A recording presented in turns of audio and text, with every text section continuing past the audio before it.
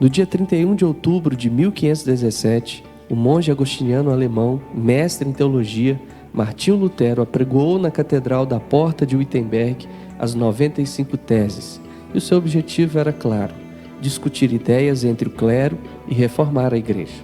Devido à invenção da prensa móvel pelo também alemão Gutenberg, as teses foram impressas e divulgadas a todo o povo.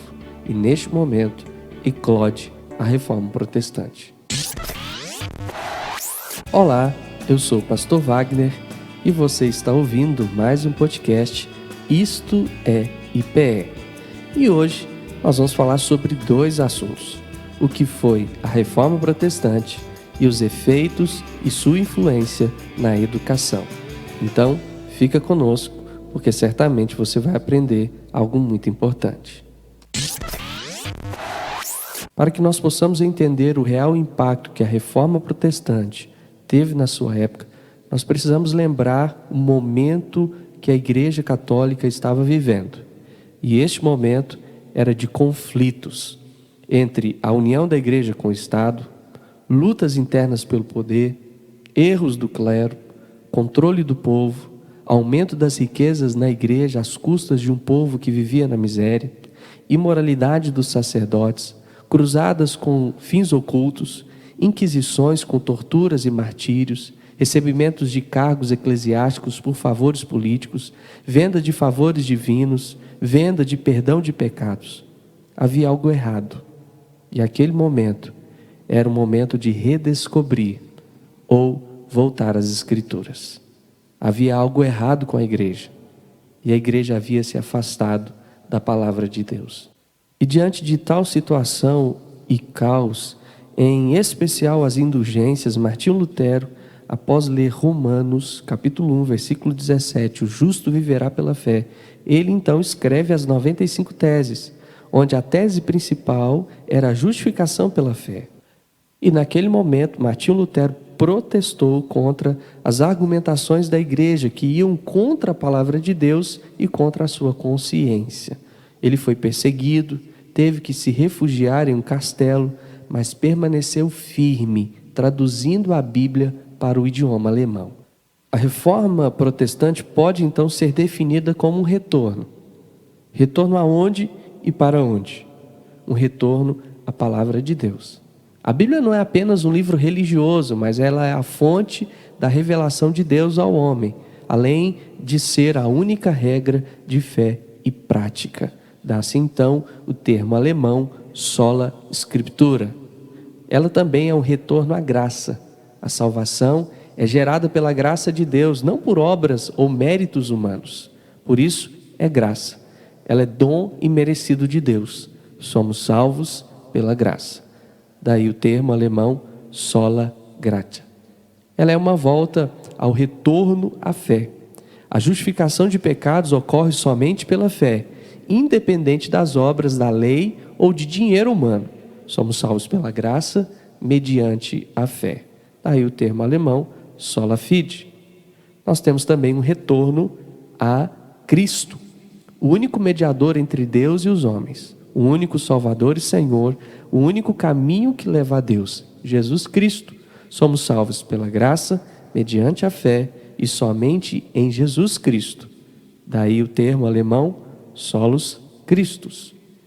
Ela também é um retorno a Deus. Toda honra e glória pertencem somente a Deus. Foi Deus quem elaborou o plano da salvação humana, quem ama as pessoas e as adota como filhos dele através de Jesus. Daí o termo alemão, soli deo gloria. Portanto, através da Reforma Protestante, houve liberdade para que o povo pudesse buscar a Deus de acordo com a palavra de Deus e não em conformidade com as invenções humanas, religiões, tentativas humanas, falhas de se chegar até a Deus. E através da Reforma Protestante houve o início da separação entre igreja e Estado. E através da Reforma Protestante houve o retorno a Deus e à sua vontade. Assim, pode-se dizer que todas as igrejas evangélicas de todo o mundo são frutos da Reforma Protestante. E essa história de uma data tão importante, ela deve ser celebrada em família, ao redor da palavra de Deus, buscando o Deus da palavra. O segundo movimento que nós iremos fazer é a importância da reforma como fonte influenciadora para a educação. É importante lembrarmos que antes da reforma protestante, de toda forma, o direito à educação era restrito aos nobres e ao clero. Foi Martinho Lutero quem iniciou o movimento para modificar, portanto, esse cenário.